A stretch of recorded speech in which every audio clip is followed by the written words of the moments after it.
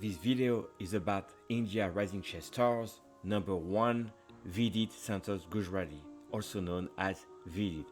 He's still playing in the World Cup, and I'm gonna showcase the game against another rising star from the US, Jeffrey Xiong. So they played a King's Indian. You can see the board here, and after a few moves, this is a very important position in the opening.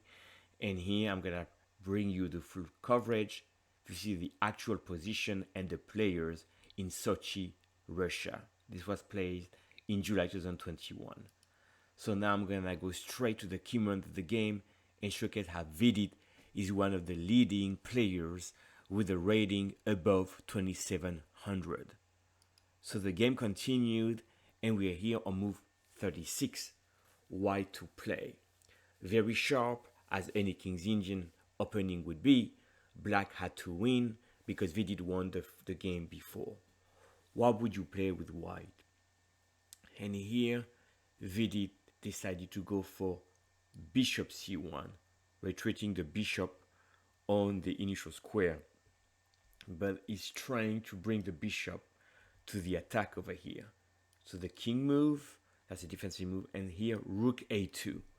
So one idea is like if the knight were to come, you can go to the 8th rank, but also now bishop h6, bishop f4 is a key threat for white. So black decided to move the queen, bishop f4, strong move, the queen comes here. So clearly there's a chance of counterattack for black. And here, queen h6 check. Obviously you can not come to e8 because you would get the bishop. So king e7. Of course you cannot do bishop b7 because bishop d6 would win the queen. So king e7 is forced. And now move 40th.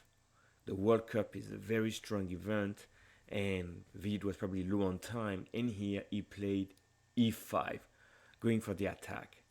So the logical move that you have to look at is what happens if black takes. Well, check, and now you can see that the bishop on c1 came to the right diagonal. You do f6, then you do check, the king moves, and you're checkmating the king very quickly and checkmate on the next move. So on e5, very strong, check was played, the king comes to h3, and that's a very safe square, right?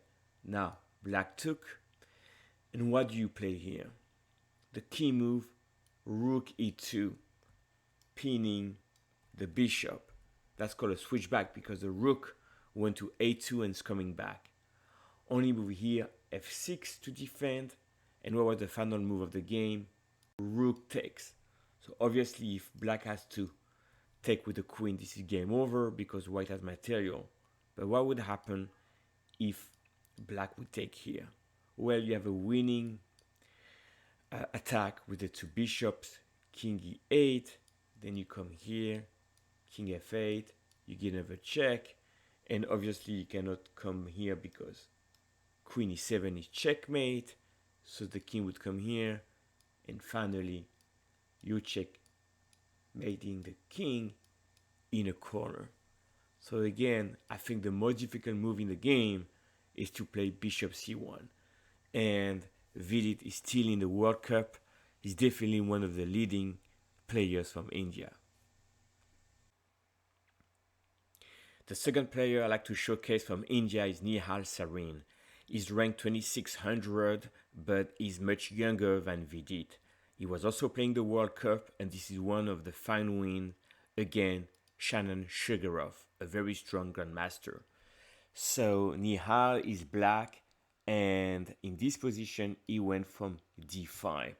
Definitely he's trying to undermine the knight on f5. If white would take, you could take this knight, and this is exactly why white went from knight e5, which is the best move in a position.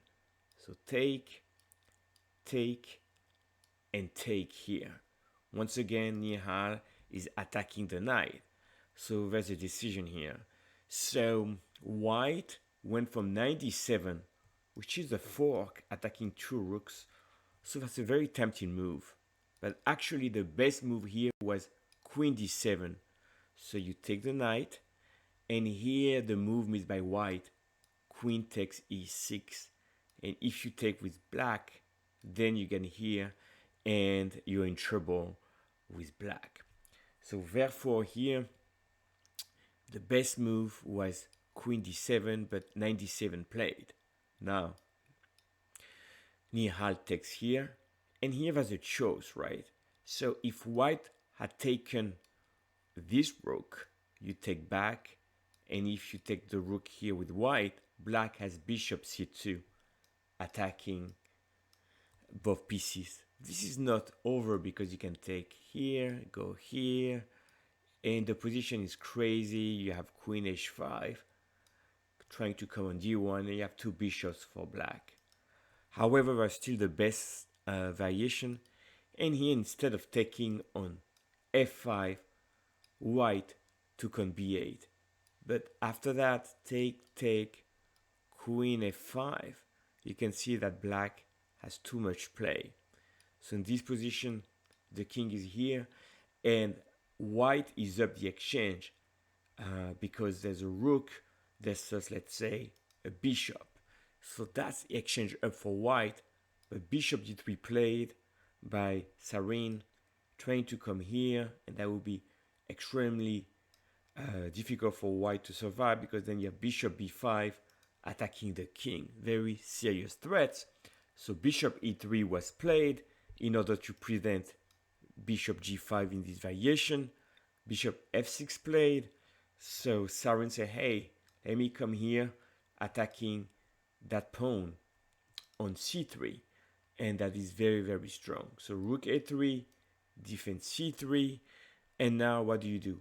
Bishop c4, renewing the threat of coming here, and then after the king's moves, coming here, attacking.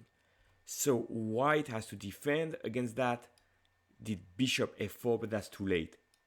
Take, queen e4. And now in the game, the king went to d2. But if the king were to come to f2, then you do check and checkmate.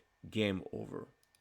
So the king is forced to go to d2, and here queen takes, king came here, queen takes on h2, king is hiding in a corner over there, and last move of the game, very nice and stylish, queen e2.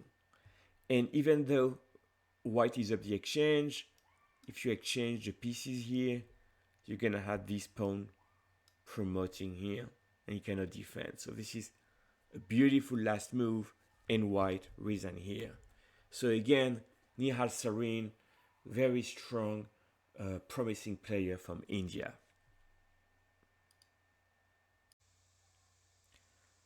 The last player featured is Praggnanandhaa, but everyone call him Praag. He's only 15 years old. He was also playing the World Cup, but he's been eliminated early.